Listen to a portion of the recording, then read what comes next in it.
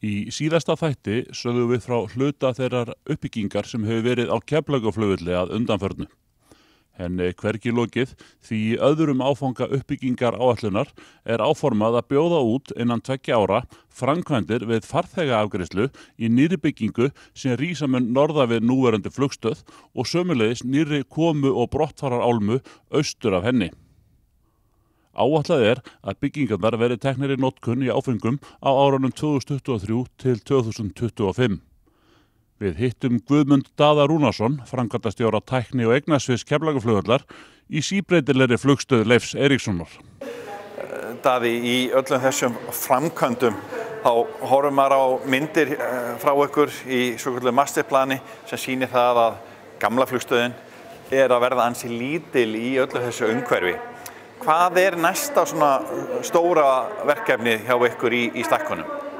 Já, það sem fylgir næst er svo annar fasi uppbyggingar áætlunarinnar sem við höfum kynnt en hefur ekki verið samþykktur ennþá, en það er að byggja nýja austurálmu sem er með landgöngubrúm og hliðum sem kemur þá til austurs á núverandi byggingu og svo byggja nýja komu- og brottfarar flugstöð fyrir framanrunni núverandi mannvirki. Þessi austur bygging, hvað erum við að tala mörg flugvélarhlöð þar? Já, áætlunin gerir ráð fyrir að þetta verði milli 19 til 26 flugvélar sem geti verið þar í einu upp við álmuna og þetta geti verið alltaf 80.000 fermetra bygging. Það er svolítið mikið, ekki? Það er töluvert stórt með svona stærri mannvirkjum á Íslandi.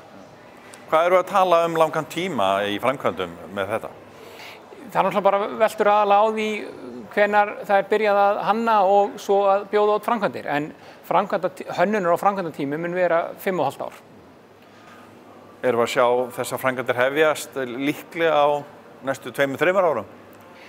Já, með við uppbyggingar áætlunar sem er til 2025 og stefnt er að því að opna þessi mannvirki á þeim tíma með okkar núverandi áætlanir, þá værum við að horfa á að byrja framkvæmdir á næstu 2 árum.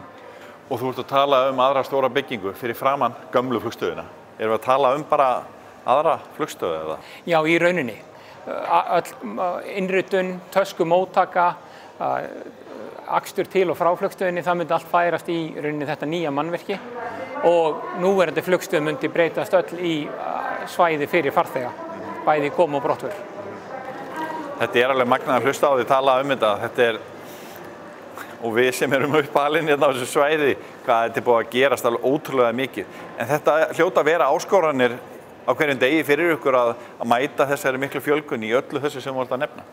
Já, fjölgunin og sér er mikil áskorun auðvitað og það sem hefur gert það kannski svona erfiðara fyrir, það er að við erum búin að vera að byggja mjög mikið í kringum farþegasvæðin sem hefur búið bæði til lakari þjónustu á svæðum og líka miklar áskorun í rekstri en hefur tekist alveg gríðarlega vel til.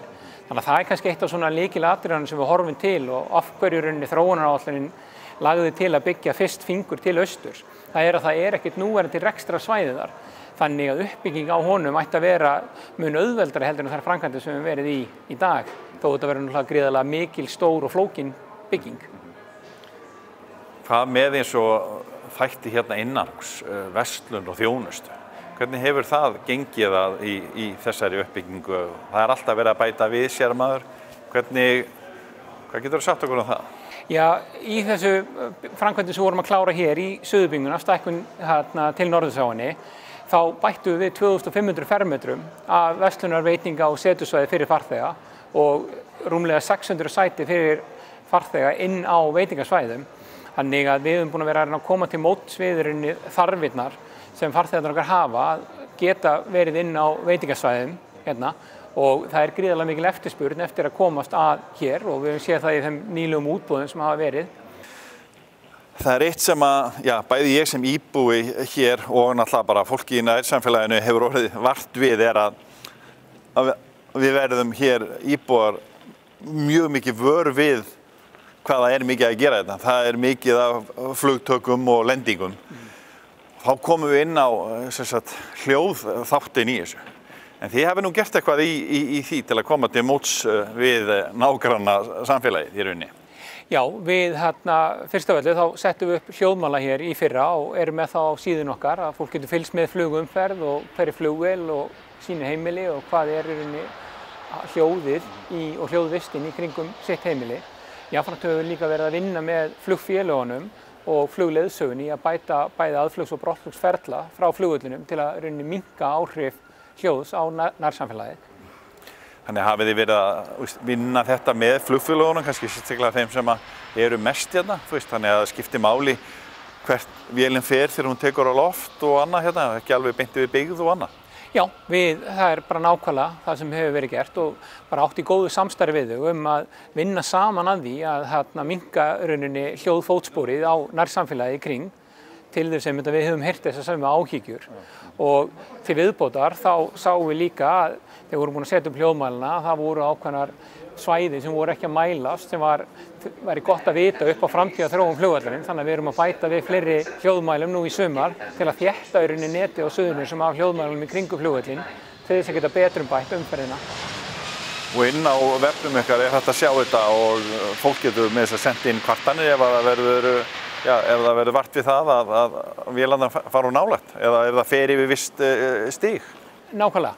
Bara ferð inn, getur skoðað þitt hús og getur líka skoðað bara flugumferðina eins og hún smellt á flugvélarnar, séð hvernig hún flaug, hvað hljóðfótspor var af henni og svo framvegis. Mjög góð gögn og ég hvet alla til að fara inn og líta á þetta.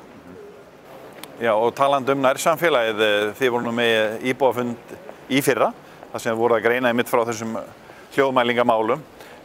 Framundan eitthvað slíkt hjá ykkur svona? Já, í byrjun sumars þá verður aftur boðað til íbúafundar með nærsamfélaginu og dagskrá mun mjög fljótlega liggja fyrir sem og dagsetning og fundarboð vera sendt út. Þannig að við bara hvetjum sem flesta til að mæta og koma og heyra í okkur og jafnframt láta heyra í sér.